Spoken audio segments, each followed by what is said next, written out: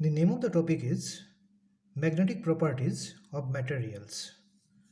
Now, this topic is included in the module 3 of the paper with paper code BSPH 101 or BSPH 201, which is the physics syllabus of BTech first semester curriculum of MAKOUT. Now, we'll be trying to complete this topic with 3 lectures. In lecture 1, which is the introductory lecture, we'll be trying to clarify some fundamental concepts of magnetism in matter. Now, these fundamental concepts will be useful for understanding our subsequent lectures, that means lecture 2 and lecture 3. Now, in lecture 2, we'll be taking up two very important aspects of magnetism. One is magnetic susceptibility and another is magnetic permeability. And in the same lecture, based on the concept of magnetic susceptibility, we'll be trying to understand and distinguish between two types of magnetism. One is diamagnetism and another is paramagnetism. And in lecture 3, we'll be taking up ferromagnetism. Now, let's start our discussion with a very basic question. Now, the question goes like this: what is the fundamental entity in magnetism? Well, the answer is a magnetic dipole. Now, what is a magnetic dipole? By definition, a magnetic dipole is any closed loop of current, or you can say that any closed loop of current constitutes a magnetic dipole. Now, this magnetic dipole is associated with a dipole moment, which is a vector quantity and is represented by the symbol mu bar. And this mu bar is given by I into A bar, where I is the current through the closed loop and A bar is the area vector of the area enclosed by the loop.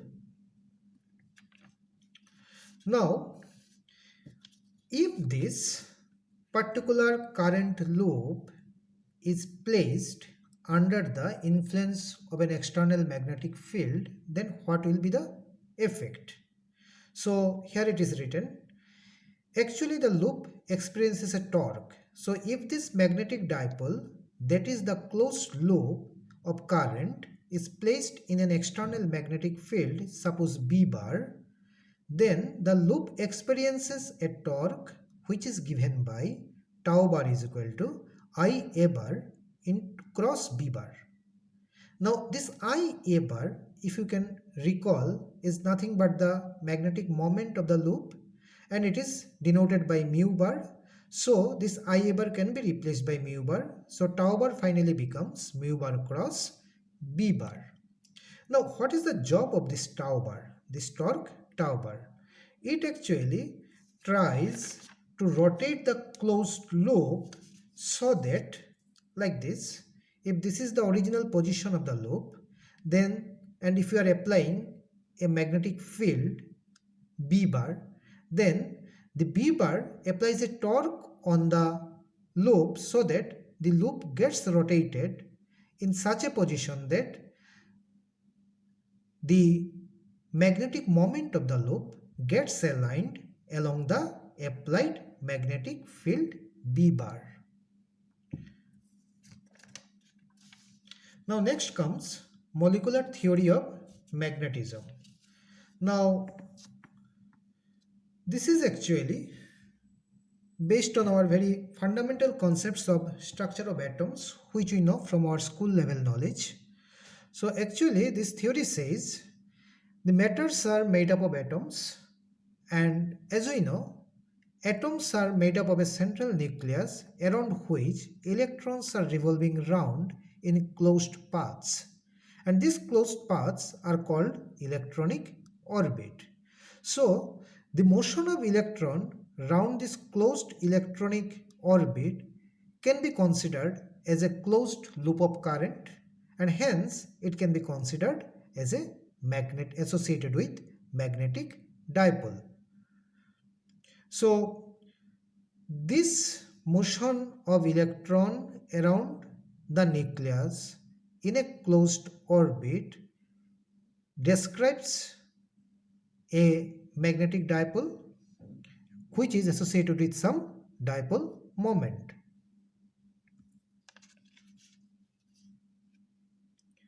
Now the theory says, number one, the orbital motion of electrons is equivalent to a closed loop of current and hence can be considered as a magnetic dipole. Number two, thus each orbiting electron has a magnetic dipole moment. And number three, as a result, the atom as a whole has a dipole moment which is the resultant of all these magnetic moments due to orbital electrons. Now let me explain the point number 3 a little bit more. Suppose the atom contains more than one electron. So each of these electrons will be having their own electronic orbits around which they revolve around the nucleus. Now the motion of each of these electrons can be considered as separate magnetic dipoles which will be having their own dipole moments. And since dipole moments are vector quantities, so whenever all these dipole moments due to each of these electrons are vectorially added, they give rise to a resultant dipole moment which is nothing but the resultant dipole moment of the atom. So this is said in the point number 3. Now, going by this theory, one question immediately comes in our mind. Now the question goes like this: why do the materials do not exhibit magnetism under general condition? Because each material is made up of atoms and atoms can be considered as magnetic dipoles by the molecular theory of magnetism. So apparently it seems that every material should exhibit magnetism, but it does not seem to be so. The answer is, since under general condition all the atoms or atomic dipoles are randomly oriented, so the dipole moments are also randomly oriented, so that whenever you try to sum them vectorially, the resultant comes out to be 0, so that the matter under general condition does not exhibit any dipole or any magnetism. Now, then one more question comes into our mind. Then when does a matter exhibit magnetism? If it is not exhibiting magnetism under general condition, then what is the condition under which a matter exhibits magnetism? The answer is, when a bulk of the material is kept under the influence of a magnetic field, then the field actually tries to align all the atomic dipoles along its direction so that the matter as a whole acquires some magnetism or a resultant magnetic dipole moment and it starts exhibiting magnetism.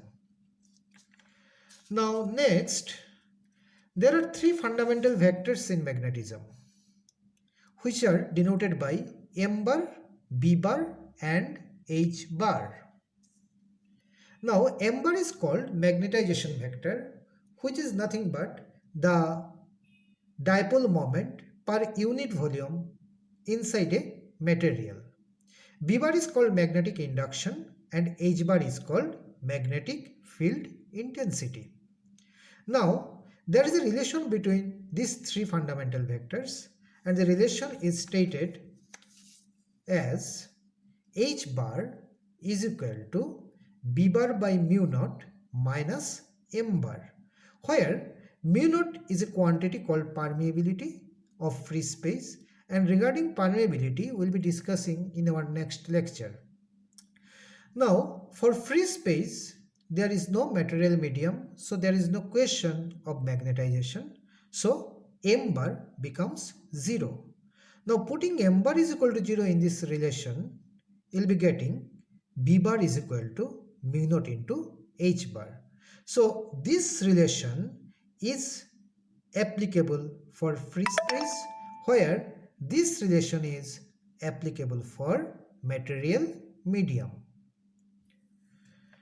Now To sum up, whatever we have done so far, number one, what is a magnetic dipole and what is dipole moment that we have discussed. Number two, torque on a magnetic dipole due to a magnetic field. Number three, molecular theory of magnetism. And number four, m bar, b bar and h bar, that means the three fundamental vectors and their relation. So all these three aspects of magnetism have been covered in this particular introductory lecture. And in the next lecture, as we have said, we'll be taking up susceptibility and permeability as well as dia and paramagnetism. Thank you.